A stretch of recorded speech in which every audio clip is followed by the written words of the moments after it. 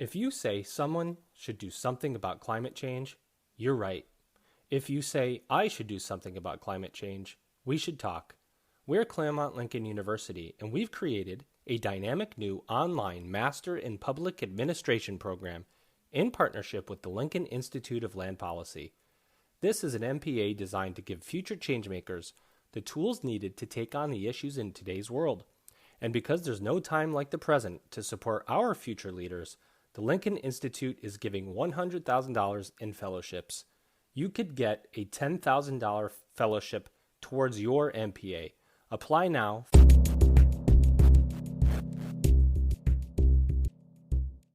Welcome back, everybody. This is the EdUp Experience podcast, where we make education your business. This is Dr. Joe Salustio here with you again and again to talk about all of the themes, issues, and innovations throughout higher education and beyond. I have a great guest with me today, and I'm going to bring him in a second, but not quite yet. I'm going to have a conversation with myself. I told him before the episode, I'm getting really, really good at having these individual conversations with myself. Can you imagine that I practice them across my house? I go, what am I going to talk to myself about today before my guest comes on?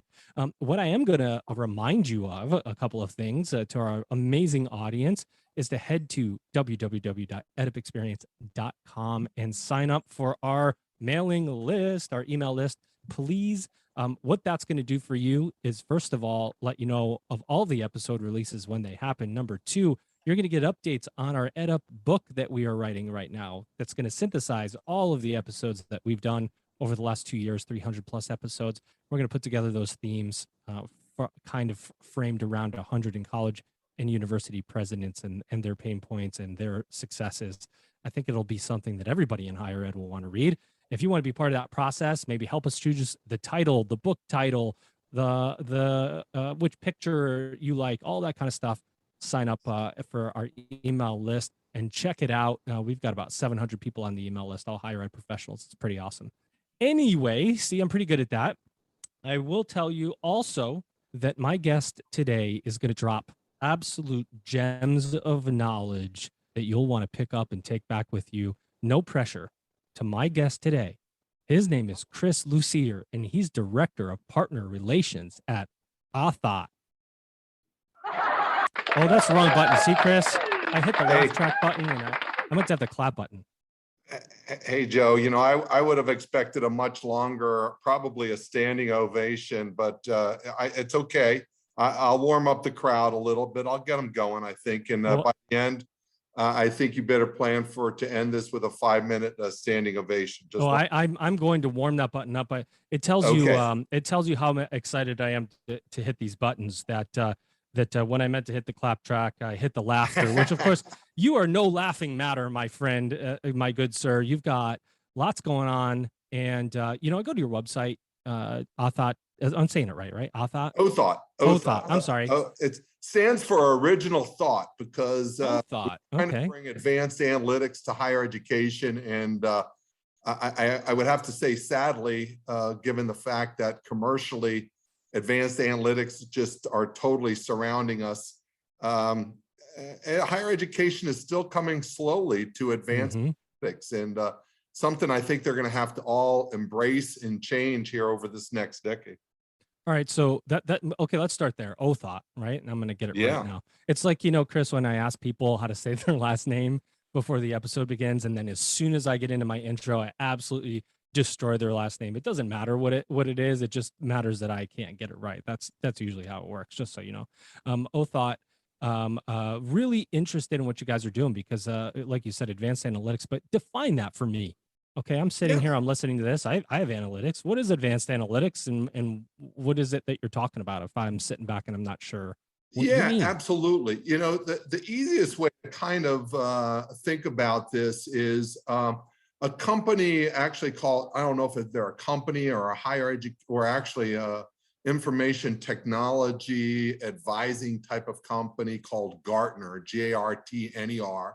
They do a lot in the space of information technology across the spectrum of that, which is a broad spectrum, as you know. Kind of breaks the analytics down into 4 pieces. The first one is descriptive analytics, kind of the what has happened, and you can look back. A branch of that is of descriptive is why did it happen? So you kind of start with these analytics that say, okay, I can look back, I can look at my data, I can look at the analysis, and I can understand something has happened, and I might even understand why it has happened. But that takes you to a limit. What predictive and really advanced analytics are broken into two areas, both predictive and prescriptive. So predictive analytics can look at this wealth of data that you have and tell you what is likely to happen. So that instead of waiting for something to happen and say, yep, that's what happened, or I was wondering if that was happening, you now can get an idea of, oh yeah, it's happening, which is great. But the other piece of advanced analytics is prescriptive analytics, which is what can I do to affect that outcome? Just like, you know, going to a doctor and giving them symptoms and they say, well, here's a prescription for you, and I think this is going to help you cure your problem, or at least address what your pains or whatever the issue is. Likewise, with advanced analytics, you have the predictive, something's going to happen, and now how do I affect that outcome? And that's an area that surrounds us. I mean, this is what you get marketed to every day, you know, open up anything, you know, whether it be social media, an email, whatever, you're seeing predictive analytics at work by some corporate entity trying to sell you something. It's right. And we see it all the time with banner advertisements in social media. Right. I looked up beanbag for my kids, I don't know how many days ago. And then today I literally can't find anything else other than beanbag ads from all across the web. Right. And I'm like, maybe I should buy one. And predicting my buying habits. I think for students at any point in the life cycle, and let's break it down, the enrollment. If we break it down, enrollment, attendance at some level, and retention, a graduation, and as a part of becoming an alumni, there's donations. Every part of that life cycle, a holy grail for administrators in higher education is to be able to predict in a fairly certain way what an outcome might be by cutting down whatever the process is and saying, okay, a student from this background in between these ages from this economic status has a X% likelihood to succeed. So maybe I want them here at my campus. Maybe I want to put wraparound services around them because the likelihood is lower, and so on. And so anyway, I'm talking at it from that administrator level. Like, that's the holy grail. Is that what you're offering to me? Am I taking, by contracting with Othot, I am putting my student data in some engine that's going to spit out, for lack of that's a technical term, by the way, spit out the results that I need to look at? You are spot on, Joe. So Othot's vision is to actually connect all of that life cycle that you were talking about. That first contact with a student that you make through student search, or they've identified themselves by coming to your campus, or even they've engaged your website, and you know that, but you get ping data off of some campaign that you're running, so you understand that student's interest, all the way through the application to the awarding of financial aid or doing other things to get that student to yield, to compel them to matriculate. And then student success, the second piece of that, key piece to lead them to graduation. And then the third node is postgraduate outcomes by managing debt and hopefully helping them graduate with minimal debt. And ultimately, again, that development, that fundraising of a happy alum, an alum who looks back on their undergraduate experience and understand that. And that's what we're offering. What we have right now is we really have a robust product helping schools at that front end, the admissions, the financial aid, and also the student success. And we're currently rolling out the piece around development and fundraising with a couple schools right now. But the idea is to use that type of behavioral data. I'm astounded because, I came into this business 20 years ago after 21 years in the Army. And, I find we always are running about 10 to 15, 20 years behind the corporate sector. That has been my observation. And again, we're waiting for this. And we have all these data. More and more schools have implemented customer relationship management software. And we're getting all these data about student behavior that would help us make good decisions to help support the student become enrolled and help the student be successful. Yet we're utilizing maybe 10 to 15% of it. And we're letting the rest of it just lie there and fallow. And it's just a shame because there's going to be a lot of schools that are going to face this next decade and into the 30s with a declining demographic that are just not going to be able to do it if they don't embrace these advanced analytic principles. Okay, so let's go to your website again. Yeah. Othot.com, and right splashed on the main page right here. There's a download. You have the option to download a report, and the title of the report is Future-Proofing Institutions Against the Demographic Cliff that we know is coming in 2025, 2026. Why do you have less college-aged people within the high school system? There just weren't as many people having kids for a generation, and there's just going to be less people in the system, in the educational system. Without going deeply into the report, what is the solution, or give us a couple of things that come out of the report that would be important for us to know that Othot is saying? Absolutely. First, I want to get to that, but first I want to just say what we are doing is trying to provide a much more refined picture to institutions. We actually will do institutional level analysis, and I've done probably about 40 of these that will dig down for an institution, because this, I was in the Northeast as a vice president for enrollment management at the University of Vermont from 07 to 14. And then from 14 to 19, I was a vice president for enrollment management, University of Delaware. So this demographic change, this demographic decline is not my first rodeo. This one will have national implications. But the first one that occurred between 07 and 15 hit the Northeast, the industrial Midwest, with a demographic decline. And so I've already faced these type of things. But at that time, when I was at an institution, I looked at the national data from WICHE, most recently read Dr. Nathan Graw's books. He's done 2 of them about the impact of this declining demographic and really a changing demographic in terms of race and ethnicity and its impact on higher education. But I always said, well, what does it mean for my institution? I understand nationally this is happening. I may understand regionally this is happening. I may even understand within my state maybe what's happening. But what's going to happen given where my market is, my admissions, my recruitment market is right now? How will it be impacted by these demographic declines? And so what we've been trying to do is really give schools a much more refined picture. Now, your focus was, right, that's nice. Okay, I got it. I read the report. I read Nathan Graw's books. I've read WICHE. I go to sleep crying every night, but now what can I do about it, right? The first, the heart's beating like this every night you go to bed. Exactly, right. Is that first thing is we have to become much more efficient and surgical in our use of the resources we have. We have to optimize these resources. And so, Joe, student search, the aspect of buying search names, buying 300 search names and sending out emails. It used to be publications. Just imagine doing that now with the costs, et cetera. But still, schools are sending out publications and prospective students still like to get publications.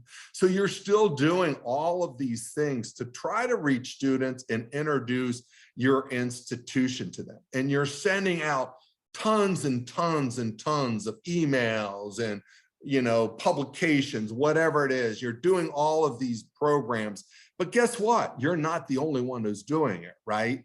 Everyone else is doing it. And, you know, the average college senior is going to get 100 to 200 pieces of mail, even if they're not a 5-star athlete, to, you know, to go to colleges now. But how do you optimize those resources? So instead of sending all of those, that focal point, publications, making phone calls, inviting students to your campus for programs, just on any student, why don't you use data to help you understand which students have the highest likelihood of applying and ultimately enrolling at your institution? So we're throwing money all over the place. We're just spreading seeds across a giant field with no idea if we're going to get a student that seed is going to germinate. Why don't we just focus on 2 to 3 rows of seeds that we know that will germinate because they're going to love our soil, our sun condition, our fertilizer. They're going to grow at our institution. Likewise with financial aid, we just throw money out there based off of EFC, expected family contribution, in a test score. But within these cells of students that fall into that type of breakout, there are students who again have a high likelihood of enrolling and some with a less likelihood. Why don't we use our financial aid to target those students that have the highest likelihood of not only enrolling, we actually can help schools predict that student who's most likely to retain. So we're making a much better use of our resources. And if schools do not start being much more surgical in their attempts, they're just going to be throwing money at a smaller pool of students. And the reality is the big boys and girls of higher education, those top 50 national schools with reputations, are just going to sit there, and if they want to increase enrollment, they'll increase enrollment. We're seeing it this year. If you pay attention to LinkedIn or anything else, I mean, big schools can do whatever we want, and everyone else is going to be searching for that smaller population. And we've got to be much more surgical in those attempts. You know, and you go back, you're right on, right? You go back before coronavirus, and there was still this thing called the demographic cliff. And I know schools and contacts I had that would go, yeah, but we've got online, you know, we're going to be fine. You know, there's these traditional schools that don't have online. So when it comes down to it, and then, okay, now everybody has online, and the student has, you know, their choices have unfolded 10 times what they were before. Everybody's doubling down on their digital advertising and digital marketing. Yep. The noise for a student is incredible. How do you break through the noise? And that's what you're talking about. But I want to, before I ask you another question, I want to step away from higher ed to step back in. First of all, ladies and gentlemen, this guy right here, Christopher Lucier, was a U.S. Army retired lieutenant colonel who's in the Army for 21 years, sir. Thank you for your service. You get an official applause for that. Thanks. It was really, it truly is an honor. And I'm not trying to be trite to say that I had an opportunity to serve my nation. If you think it's time for a change in your community, but more importantly, you want to be the change, an online Master in Public Administration degree from Claremont Lincoln University could be the start. The CLU MPA program has an advisory council of frontline leaders, mayors, school board members, city council members, a state senator, and even a state treasurer, all looking for the next generation of changemakers. In other words, who's next? The real world is calling. A CLU MPA is part of the answer. Find out more at claremontlincoln.edu/MPA. And we are honored that you did that. So I'm very huge supporter of the U.S. military. So appreciate your thank you. your service. And then you know, I want to ask you the question that this is called the keep you on your toes part of the EdUp Experience podcast. Okay, I'm ready. You should be able to answer this. I mean, with all of the training that you've had, you should be on the spot with this question. Ready? Okay. This is to find out a little bit more about you. Christopher, you are walking into a room, and there is a piece of music playing on the loudspeaker. Your intro music as you walk in to talk with this team of people, whatever it is. What song's playing over the loudspeaker? Oh man, you did blindside me on this, Joe. Tell the audience, Joe didn't set me up. I never tell anybody I'm going to ask that one ahead of time for this. What comes to mind? Geez, you know. Oh, wait, I got this for you. Ready?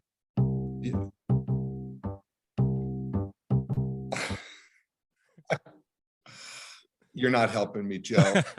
All right, you could hold it to the end. You want to hold it to the end? And then we'll yeah, okay. Give me a second to think about this. You know, I was just, as I pulled into my driveway before queuing into this, you know, I was listening to the Rolling Stones, and you know, there we go. I've just got Rolling Stones music in my mind, you know. So. Start it up. We can go with something yeah, exactly. like Maybe it started up. There you go. Maybe that one. But go ahead. Like it.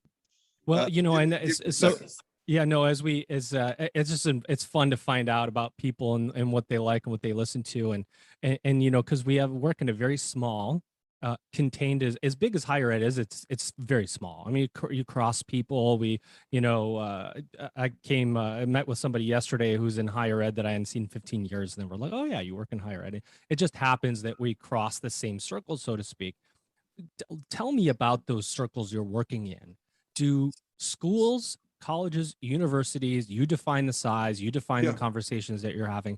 Do they understand the critical nature of planning for this enrollment cliff that is coming? Or has coronavirus, created diversionary consequences where we've lost sight of it because of what's immediately in front of us that no one's paying attention to it right now? Yes and yes, Joe. You really hit it exactly. So because I was thinking about this actually in preparing for our conversation, our discussion today. You know, prior to COVID, I would say my observation, my experience, my talking to colleagues, and again, this kind of dates back to the first demographic decline that affected a portion of our nation, the Northeast and industrial Midwest in the 07 to 15 fire, is that college presidents, college leadership, and the data is overwhelming. I mean, it's obvious, right? Would sit there and say, well, yeah, but that's not going to affect us. And I will tell you that boards of trustees are even worse. Well, that's not going to affect us. We're in the middle of a comprehensive fundraising campaign, and we're going to build some new residence halls. We're going to build some new academic buildings that are going to be state-of-the-art academic buildings. And that is going to continue to just attract students, hand over fist, et cetera. If the demographic decline, this is kind of pre-COVID again, and if it starts to affect us, don't worry, we're going to go recruit international students. We'll just go to China and we're going to say, hey, our institution is open for business, come in and study in the United States. Now COVID is hit. At a tactical level, I do believe that institutions are just totally overwhelmed. My colleagues in enrollment management, admissions, financial aid, student success right now, and I'm sure it's the leadership across the institution, are totally consumed with reacting to COVID. And tired. Right? Yeah, mask mandates, it's, you know, the newest version of COVID, et cetera. They're all trying to figure this out. And so I do think the demographic is on the background, but I still think no one was really paying attention before COVID. And now it's more acute, because to grow a new recruitment market, if you say, okay, I've identified a new market, I've used Othot's advanced analytics, and I found out that there is a group in this geographic area that I can attract students with, and here's my prescription. This is what I need to attract those students with. That process still takes 3 to 4 years to ever develop any real flow of students. Or a lot of money if you want to get there fast. A lot of money universities don't have. Right. And international is never, I don't believe, ever going to return to what it was in the 16, 18 timeframe where we were getting record numbers. Agreed. I mean, setting new records every year, as you know from the Open Doors report. Those days aren't coming back, no matter if COVID goes away or not, which it isn't, those days aren't going to come back. So I don't believe it's really being understood. And again, why I think a lot of schools are not really understanding, hey, I have to be proactive. I have to get an analytics. So using an My Army experience, the idea is we used to talk about to get into the enemy's decision cycle, make decisions before the enemy so that they're reacting and you're kind of controlling the situation. I mean, you can think about football now, you can think about any type of athletic type of metaphor to say that's what you're always trying to do, put them on their heels. Well, right now, advanced analytics lets schools that are smaller, maybe not so national, regional institutions, you now can make decisions faster than everyone else. You can make decisions this week and take action, prescriptive action, to affect enrollment this week while everyone's going to wait 2 to 3 weeks to make the enrollment. And schools are going to have to embrace that. And the ones that embrace it early are going to be not just survive the next 10, 20 years, but they're going to thrive.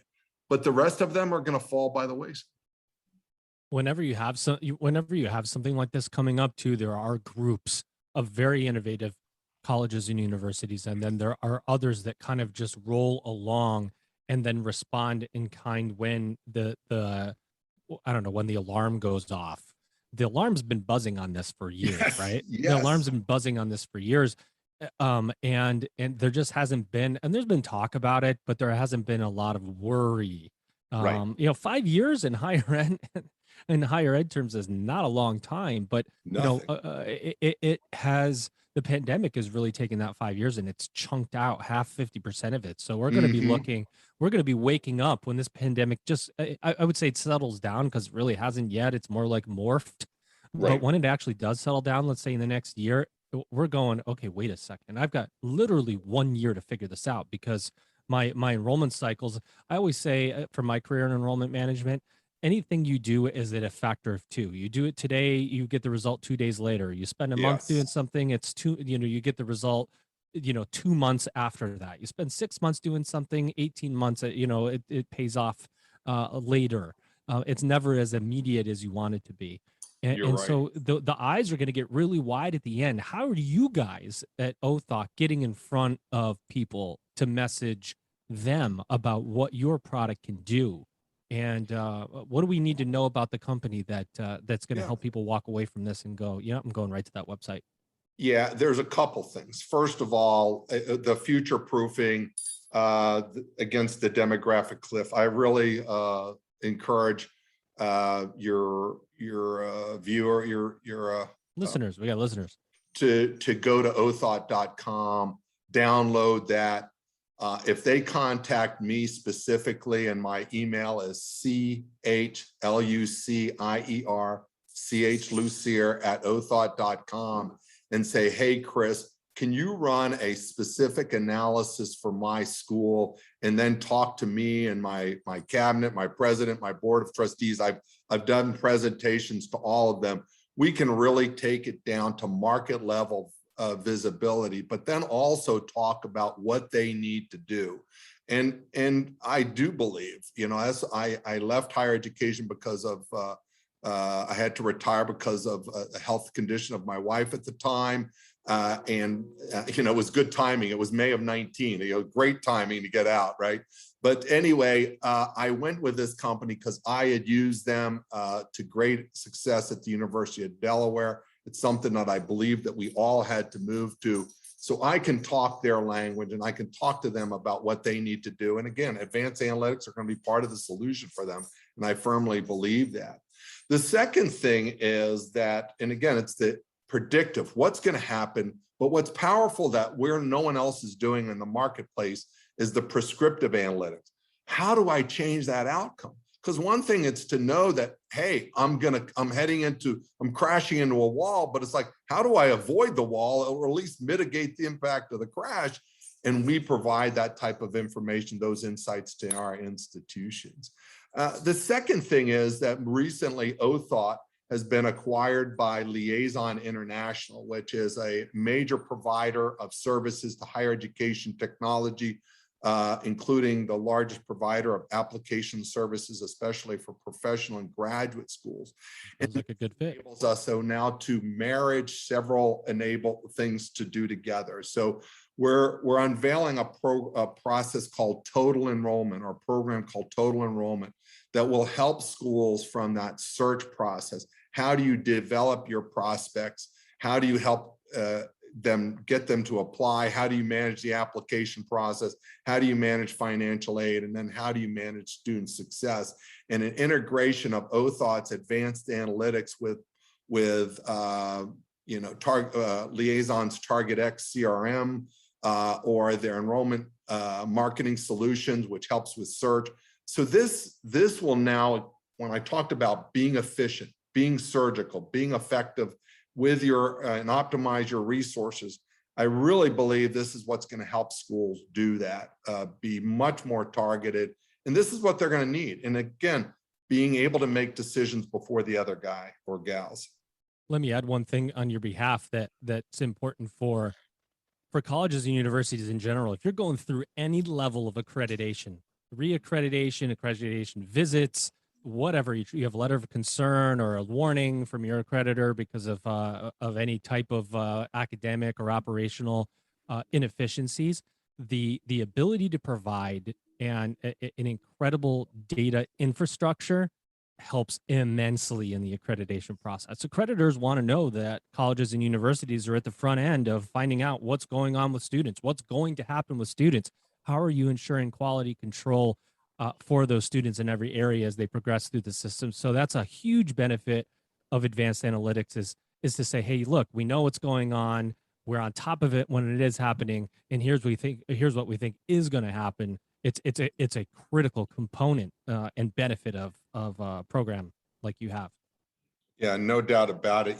Student success is a passion of mine. And I used to say at the University of Delaware, what we want to do is be able to identify a student who needs help, what they need, and have the intervention and apply the intervention before they ever even knew they needed the help.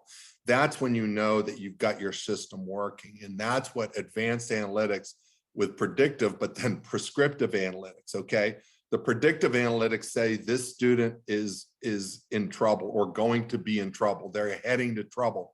But prescriptive analytics say, what are the 1, 2, 3 things that you can do right now that will help mitigate that student's potential that they're not going to be able to retain or persist to graduation. And again, that's the whole process we go through is we admit students, we enroll students for them to be successful. And that's another area I will tell you that I feel higher education, in my experience, has paid lip service to until probably the last 4 to 5 years, when all of a sudden everyone says, oh, retention, getting students to graduating with minimal debt is a big deal, because all of a sudden there was a lot of attention, negative attention on it. And so you're right, this is becoming an increasingly important issue with accreditation, but it's just right. It's just what we do. We're educators. This is what we want to do. We want to help students graduate with minimal debt and to open many doors for themselves in the future. And that is definitely this episode's mic drop moment, Chris. That's when you throw down the mic and you walk away, except you really don't do that because I got 2 more questions for you. But it's powerful what you said. The final 2 questions we ask every guest here at the EdUp Experience are the following. Number 1, what have we not covered about Othot that you were hoping you would be able to talk about today and I just didn't ask you? So your chance to pop in with whatever you want to talk about. And secondly, let me ask you the second part, because you can tie them together if you want. What is the future of higher education going to look like? Yep. So I'm going to first talk about Othot. And as the Director of Partner Relations, one of the things that I'm most proud of that I along with my colleagues at Othot, we really have totally revamped how we engage. So when a school does partner with us, and we don't use the partner word just to throw it in there, we truly view that we are a partner. First of all, we're not a cookie cutter solution, because that drove me crazy in 20 years in higher education, as these companies selling the same thing that said, here's this is what I'm giving you. Now you have to make it work. We don't do that. we understand their goals, their market, their situation, and then help them understand and interpret their data to make a difference in their enrollment from first contact through graduation and beyond for institutions. So I'm very proud of that. That's something that we've worked along, and we're getting nearly 100% schools that have used us, staying with us and often expanding their services with us. The future of higher education this is what I think. First of all, higher education is risk averse. They're follow the leader industry. That has been my experience, and I don't think anyone would ever argue with me. Unless we really have bold leadership out there, and I always call program development, academic program development is the hidden key to enrollment management, enrolling and keeping and graduating students. But unless we really understand what students want and what they need and how we best deliver it, online, in person, combination, whatever it is, we're going to continue to beat our heads over the wall. I mean, in the state of Michigan, we have 15 public institutions. How many English programs do you think we have that offer an English degree, Joe? Oh boy, I don't know. Oh, yeah, wow. boy, that was a tough one. I threw you a yeah. I wouldn't even know where 50, to start. I knew you knew the answer, but again, we have all this duplication and no one really understanding, going out there and taking bold changes into program development and et cetera. And again, schools are going to have to get out of this doing the same thing everyone else is doing, or I'll do that when that school does that because I'm going to follow the leader. We really need bold leadership. And unfortunately, my experience is that's a rare thing in higher education, to really have bold leadership out there that's going to say, we're in a problem, we have a challenge, and the challenge is now, truly now, as you and I have talked about.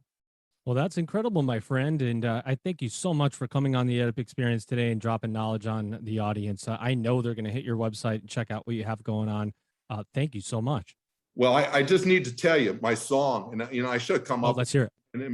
Is "Dancing in the Moonlight" by King Harvest, because there's a line in there that says, "You can't dance and stay uptight," and that truly is my motto. I love that, Joe. You can't dance and stay uptight. So, everyone out there, through all of this, I hope they're dancing and loosening it up a little bit. And thank you for the opportunity to come and discuss. It's been a lot of fun.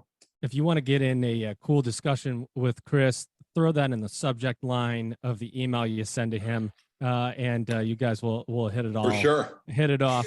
This has been another episode of the EdUp Experience with your guest today, Chris Lucier, Director of Partner Relations at Othot.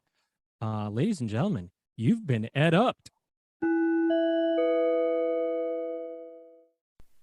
If you walk by a homeless person and say, somebody should do something, you're right. If you say, I should do something, we should talk. We're Claremont Lincoln University, and we're offering a dynamic new online Master in Public Administration program that is designed to empower the next generation of changemakers, people like you. CLU is online by design, with faculty that are scholar practitioners who are on the front lines. This isn't theory, this is reality. So if you're ready for a new MPA program that makes everything else seem old school, go to claremontlincoln.edu today, because it's time for a change. Find out more at claremontlincoln.edu/MPA.